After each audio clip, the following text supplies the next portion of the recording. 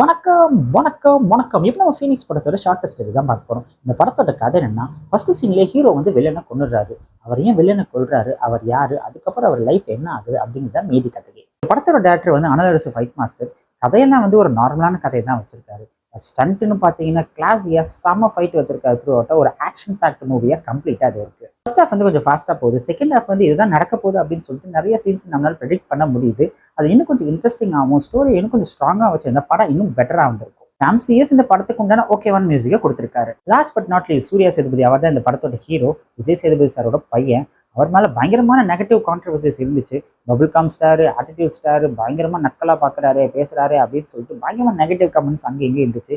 But அவருக்கு இந்த படத்துல நடிக்க அவ்வளவா சான்ஸ் இல்லாட்டி அடிக்க நிறைய சான்ஸ் கொடுத்துருக்காங்க.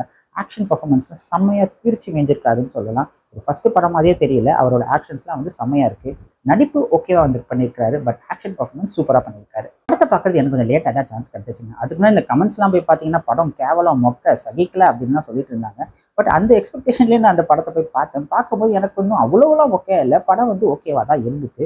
அங்கங்கே வந்து அவங்க அந்த ஸ்டோரி இன்னும் கொஞ்சம் ஸ்ட்ராங் பண்ணியிருந்திருக்கலாம். ஸ்க்ரீன் பிளே கொஞ்சம் இன்ட்ரெஸ்டிங்காக பண்ணியிருந்திருக்கலாம். ஒரு நல்ல ஃபினிஷிங் கொடுத்துருந்துருக்கலாமா அப்படின்னு சொல்லிட்டு எனக்கு ஒரு ஃபீல் இருந்துச்சு. பார்க்க மொத்தத்தில் இந்த ஃபீனிக்ஸ் ஒரு ஆவரேஜான ஒன் டைம் வாட்சப் மூவியா இருக்கும். என்னடா பிரச்சனை உங்களுக்கு? நாங்கள் ஜெயிக்கிறதா இல்லை நாங்கள் உங்களை ஜெயிக்கிறதா?